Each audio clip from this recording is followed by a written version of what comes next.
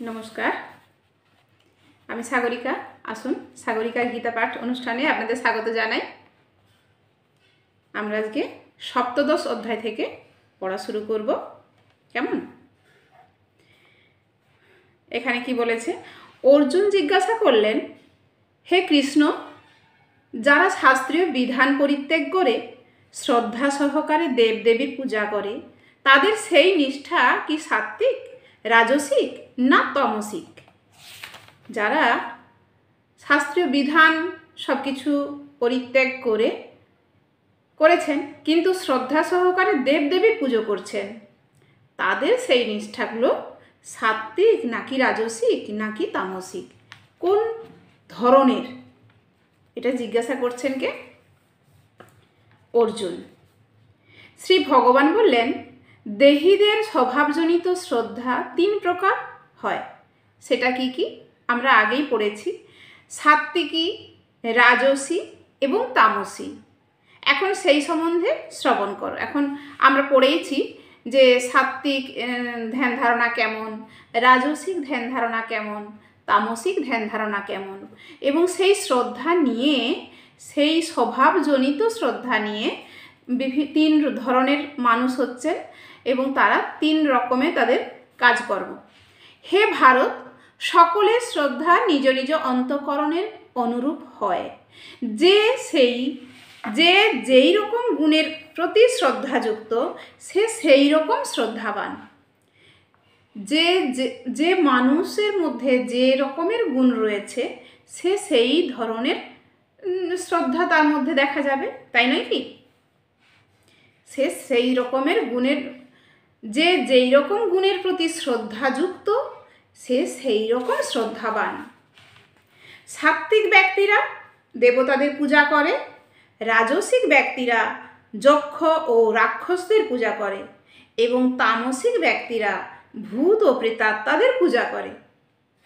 এখানে 3 ধরনের মানুষ এবং তাদের 3 ধরনের যে চিন্তাভাবনা, সেই চিন্তাভাবনার উপরে নির্ভর করে যে সাত্ত্বিক ব্যক্তিরা দেবতাদের পুজো করে, রাজসিক ব্যক্তিরা যক্ষ এবং রাক্ষসদের পূজা করে, তামসিক ব্যক্তিরা ভূত ও প্রেতাত্মাদের পূজা করে। তারপরে কি বলা হচ্ছে?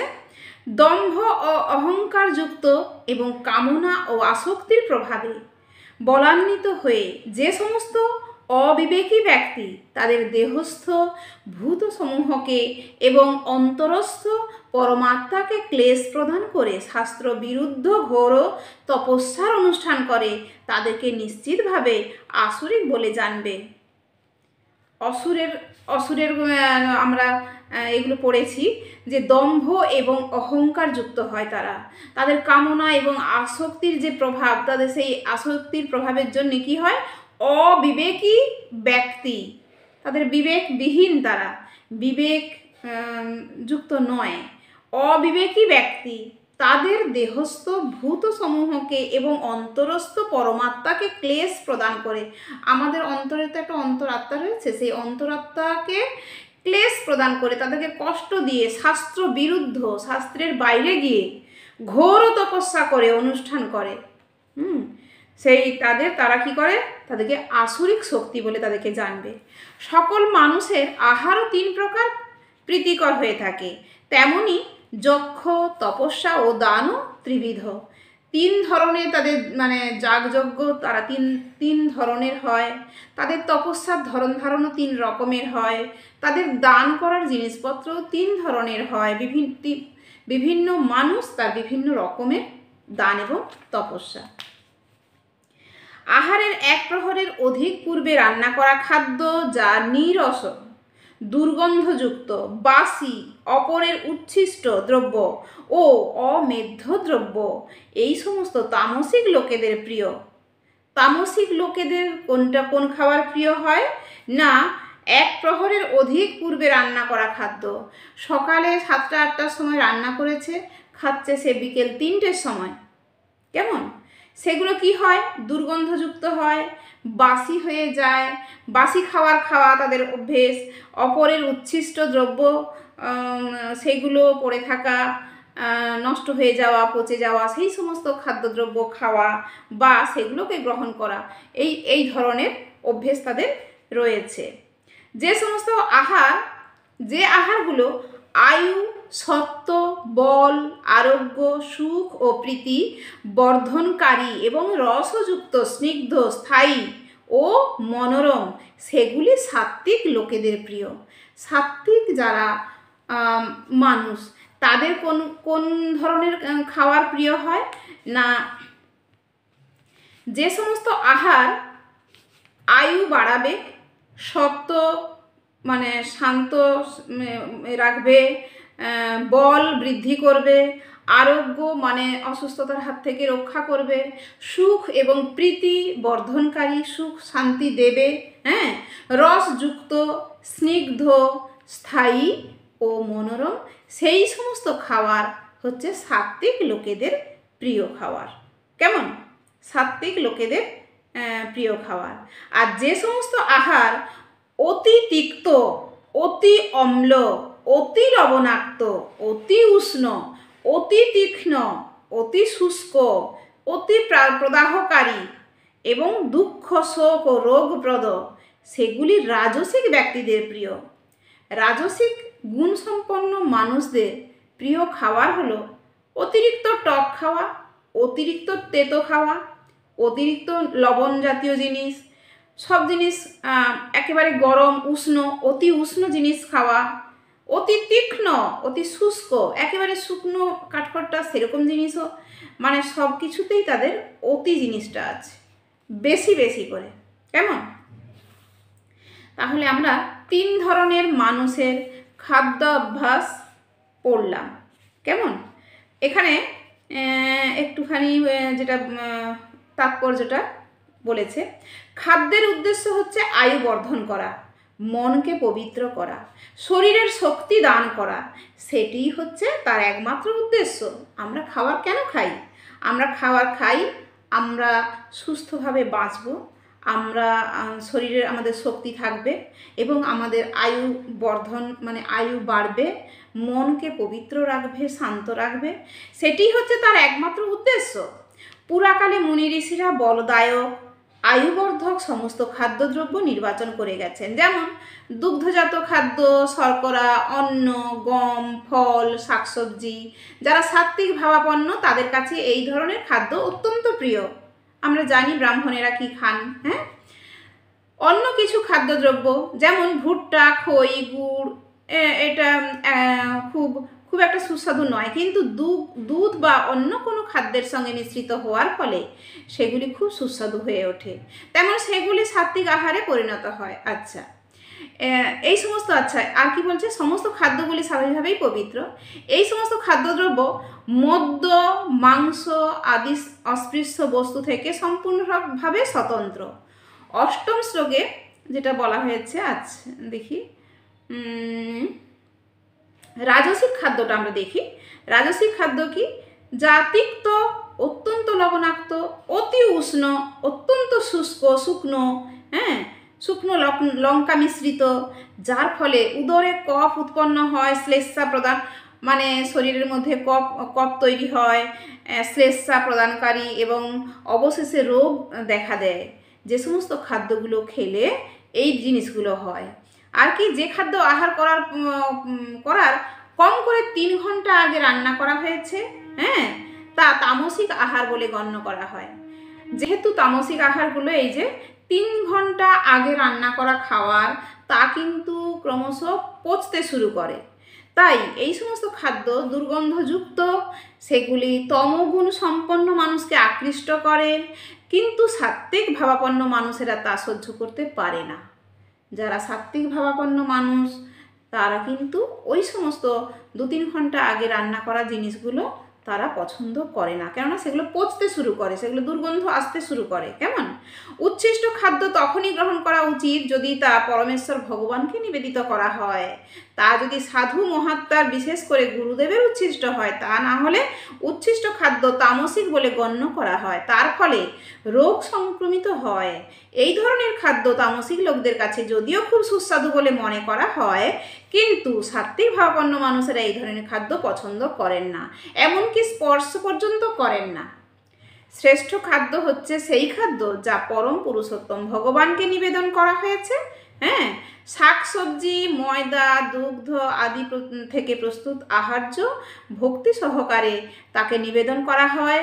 তিনি তখন তা গ্রহণ করেন এবং তার সেই অবশ্য ভক্তি এবং প্রেম হচ্ছে মুখ্য বস্তু। সেইগুলো দিয়ে যা আমরা ঈশ্বরের কাছে নিবেদন করি, ঈশ্বর তা গ্রহণ করেন। এবং সেই জিনিসগুলো, ঠিক আছে, যদি কেউ আহার করে থাকে কেউ, তাহলে সেটা হচ্ছে সাত্ত্বিক ভাবাপন্ন মানুষেরাই আহার করেন এবং তারা সেইভাবে জীবন ধারণ করেন। ফলের আকাঙ্ক্ষা রহিত ব্যক্তিগণ কর্তৃক শাস্ত্রের বিধি অনুসারে অনুষ্ঠান করা কর্তব্য। এভাবেই মনকে একাগ্র করে যে যজ্ঞ অনুষ্ঠিত হয় তা সাত্ত্বিক যজ্ঞ। ফলের কোনো আকাঙ্ক্ষা না রেখেই শাস্ত্রবিহিত বিধি অনুসারে আমাদের যজ্ঞ অনুষ্ঠান বা পুজো পার্বণ করার কথা, সেটাই হচ্ছে সাত্ত্বিক যজ্ঞ। হে ভরত শ্রেষ্ঠ, কিন্তু ফল কামনা করে দম্ভ প্রকাশের জন্য যে যজ্ঞ অনুষ্ঠিত হয় তাকে রাজসিক যজ্ঞ বলা হয়। শাস্ত্রবিধি বর্জিত, প্রসাদান্ন বিতরণহীন, মন্ত্রহীন, দক্ষিণাবিহীন ও শ্রদ্ধারহিত যজ্ঞকে তামসিক যজ্ঞ বলা হয়। কেমন? শাস্ত্রবিধি বর্জিত, মন্ত্রহীন, প্রসাদান্ন বিতরণহীন, দক্ষিণাবিহীন ও শ্রদ্ধা রহিত, যেখানে শ্রদ্ধা নেই সেই সমস্ত যজ্ঞকে তামসিক যজ্ঞ বলা হয়। পরমেশ্বর ভগবান এবং ব্রাহ্মণ, গুরু ও প্রাজ্ঞগণের পূজা ও শৌচ, সরলতা, ব্রহ্মচর্য ও অহিংসা এগুলিকে কায়িক তপস্যা বলা হয়। অনুদ্বেগকর, সত্য, প্রিয় অথচ হিতকর বাক্য এবং দৈবিক শাস্ত্র পাঠ করাকে বাচিক তপস্যা বলা হয়। চিত্তের প্রসন্নতা, সরলতা, মৌন, আত্মনিগ্রহ এবং ব্যবহারে নিষ্কপটতা এগুলি মানসিক তপস্যা বলা হয়। আচ্ছা, আরও ডিটেলসে বলা হচ্ছে, শ্রদ্ধা, সম্মান, পূজা লাভের আশায় দম্ভ সহকারে যে তপস্যা করা হয় তাকেই এ জগতে অনিত্য অনিশ্চিত রাজসিক তপস্যা বলা হয়। হ্যাঁ, দম্ভ সহকারে যেগুলো করা হচ্ছে, যেগুলো দাম্ভিকতা প্রকাশ পাচ্ছে, সেগুলোকে রাজসিক তপস্যা বলা হচ্ছে। কেমন? আর হচ্ছে এখানে কি, দান করা কর্তব্য বলে মনে করে প্রত্যুপকারের আশা না করে উপযুক্ত স্থানে, উপযুক্ত সময়ে এবং উপযুক্ত পাত্রে যে দান করা হয় তাকে সাত্ত্বিক দান বলা হয়। দান করা কর্তব্য বলে মনে করে কিন্তু প্রত্যুপকার মানে প্রত্যুপকার, এটা যার উপকার করলাম, যাকে দান করলাম, সেখান থেকে আমি কিছু ফিডব্যাক পাবো বা তার দ্বারা আবার কিছু আমি পেতে পারি, এরকম আশা যেন আমাদের না থাকে। সেই আশাটা না করে উপযুক্ত স্থানে, উপযুক্ত সময়ে, উপযুক্ত পাত্রে দান করা যায় এবং সেই দানটাকেই সাত্ত্বিক দান বলে বলা হয়েছে। কোনো দানের বিনিময়ে আমরা কিছু আশা করব না। কেমন? যে দান প্রত্যুপকারের আশা করে অথবা ফল লাভের উদ্দেশ্যে, কোনো একটা ফল পাবো সেই উদ্দেশ্যে এবং অনুতাপ সহকারে, বা দান করতে যাচ্ছি কিন্তু মনের মধ্যে অনুতাপ রয়ে গেছে যে এত খরচ হয়ে গেল, এত সব দেয়া হয়ে গেল, কি করে এত দেয়া সম্ভব, কি আমাকে খুব যন্ত্রণা দেবে, কষ্ট দিচ্ছে, এই যে অনুতাপ সহকারে এভাবে দান করা যায় না। হ্যাঁ, সেই দানগুলো কি, সেই দানকে রাজসিক দান বলা হয়। কেমন? যেখানে দান করলে আমি সেখানে আবার কিছু পেতে পারি। এই যে কিছু দেয়া হচ্ছে, তার বিনিময়ে তুমি এটা দাও, তোমাকে এটা দিলাম, তোমাকে এটা দান করলাম, দিলাম, তুমি এটা দেবে না, তুমি তার পরিবর্তে আমাকে কিছু দেবে না। যারা সেটা ভাবে সেটা রাজসিক দান, সেটা রাজার মতো হুকুম খাটিয়ে আমি তোমাকে এটা দিচ্ছি, তুমি আমাকে এটা দেবে, তুমি দিতে বাধ্য, তোমার দেয়া উচিত। কেমন? এইগুলো হচ্ছে ব্যাপার।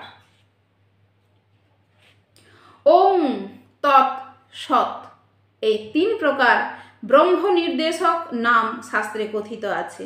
পুরাকালে সেই নাম দ্বারা ব্রাহ্মণগণ দেব ব্রাহ্মণগণ বেদ সমূহ এবং যজ্ঞ সমূহ বিহিত হয়েছে। সমস্ত যজ্ঞ, এই যে বেদের যত রকমের বইপত্র, বেদ, হ্যাঁ, সমস্ত কিছুতেই ব্রাহ্মণগণ কি করতেন? ওং, তৎ, সৎ, কেমন, এই তিনটে শব্দের দ্বারা এই তিন প্রকার ব্রহ্ম নির্দেশক নাম রয়েছে শাস্ত্রে, এবং সেইগুলো দিয়েই তারা ব্রাহ্মণেরা এই সমস্ত পূজা পাঠ, পূজা পার্বণ বা এই বেদ সাহিত্য, এই সমস্ত সব কিছু করে এসছেন। কেমন, এই তিনটে মন্ত্র শাশ্বত পরম পুরুষোত্তম ভগবানের উদ্দেশ্যে এগুলো সাধিত হয়েছে।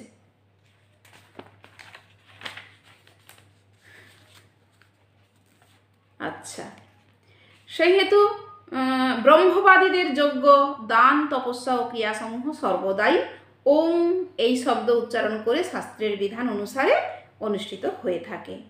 মুক্তিকামীরা ফলের আকাঙ্ক্ষা না করে তৎ এই শব্দ উচ্চারণ পূর্বক নানা প্রকার যজ্ঞ, তপস্যা, দান আদি কর্মের অনুষ্ঠান করেন।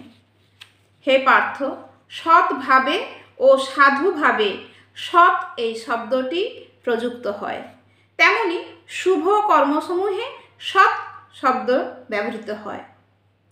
যে সমস্ত কাজকর্ম শুভ সেগুলি সৎ, আর সৎভাবে সাধুভাবে যে সমস্ত কাজকর্ম যারা করেন তারাও সেই কথাটা উচ্চারণ করেন সৎ। তপস্যায় ও দানে সৎ শব্দ উচ্চারিত হয়, যেহেতু ওই সকল কর্ম ব্রহ্মোদ্দেশক বলে সৎ শব্দে অভিহিত হয়।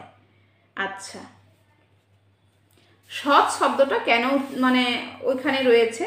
সৎ হচ্ছে সৎভাবে, সাধুভাবে, শুভ কর্মসমূহে, আর শুভ যজ্ঞ অনুষ্ঠানে, তপস্যায়, দানে, সব জায়গাতে সৎ কথাটি উচ্চারিত হয়।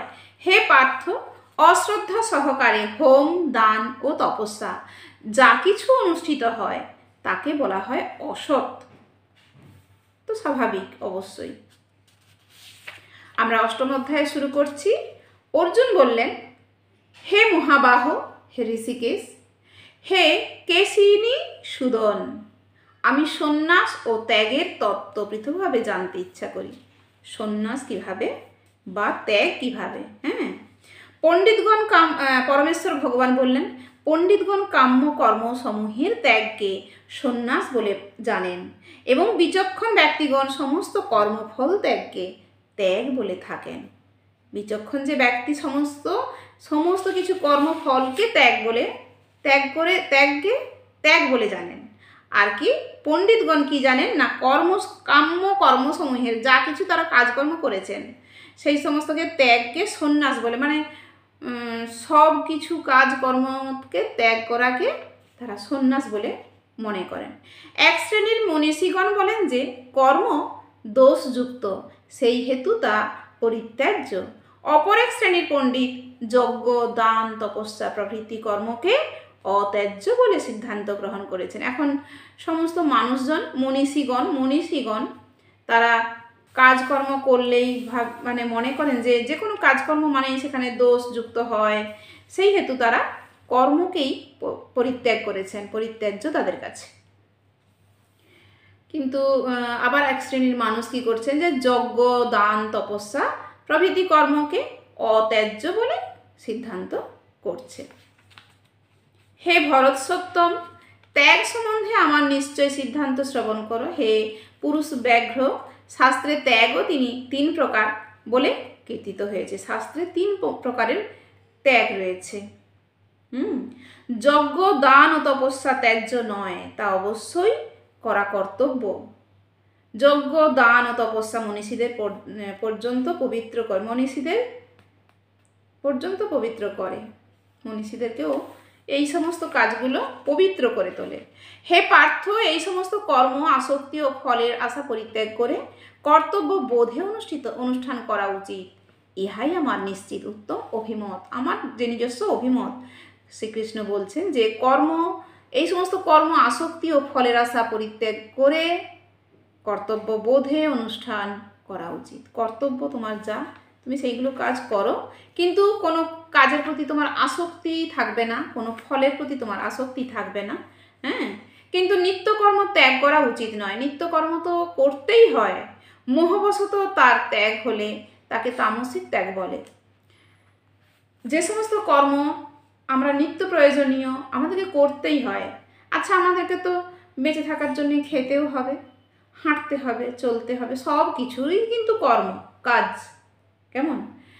তো সেই কর্ম আমরা ত্যাগ করতে পারি না। সেই কর্মগুলো ত্যাগ করে ফেললে কিন্তু আমরা তামসিক মানুষের মধ্যে পড়ব। আমরা নিত্যকর্ম ত্যাগ করা উচিত নয়। মোহবশত তা ত্যাগ করলে তাকে কিন্তু তামসিক ত্যাগ বলা হবে। যিনি নিত্যকর্মকে দুঃখজনক বলে মনে করে দৈহিক ক্লেশের ভয়ে শরীরের পরিশ্রম হবে, এত পারবো না, এত করতে পারছি না, এই ভেবে যারা কাজকর্ম ত্যাগ করে, তিনি অবশ্যই সেই রাজসিক ত্যাগ করে ত্যাগের ফল লাভ করেন না। তিনি অবশ্যই সেই রাজসিক ত্যাগ করে, মানে বলতে চাইছেন যে এই এত রকমের কাজকর্ম করতে গেলে মানে আর পারছি না, আর এত কষ্ট হচ্ছে, এগুলো পারবো না, এগুলোকে আমরা কি বলছি, মানে বলছি যে কর্ম ত্যাগ করছি, কিন্তু আদপে কিসের জন্য করছি? যে আমাদের কষ্ট হচ্ছে বলে, দুঃখজনক বলে, কাজ করাটা কষ্টকর, দুঃখজনক বলেই আমরা কাজটাকে সরিয়ে দিচ্ছি। সেইভাবে কাজ যদি সরিয়ে দেওয়া হয় তাহলে কি হয় না, সেটা হচ্ছে রাজসিক ত্যাগ হয়ে যাচ্ছে। হে অর্জুন, আসক্তি ও ফল পরিত্যাগ করে কর্তব্যবোধে যে নিত্যকর্মের অনুষ্ঠান করা হয়, আমার মতে সেই ত্যাগ সাত্ত্বিক। আসক্তি ও ফল পরিত্যাগ করে কর্তব্য বোধে যে নিত্যকর্মের অনুষ্ঠান করা হয়, নিত্যকর্ম মানুষের প্রতিদিনের কাজকর্ম সব কিছুই থাকবে, তার কোনো কাজের প্রতি আসক্তি, লোভ, মায়া এই জিনিসগুলো না রেখে এবং কোনো ফলের আশা না করে, ফলের আশা পরিত্যাগ করে আমাদেরকে কাজ করতে হবে, সেটাই আমাদের সাত্ত্বিক কাজকর্ম হবে। কেমন? আমরা অনেকটাই পড়লাম, আবার পরের দিন দেখা হচ্ছে। সবাই ভালো থাকুন, সুস্থ থাকুন, কাজ করুন নিজের মতো করে। কেমন? হরে কৃষ্ণ, হরি বল।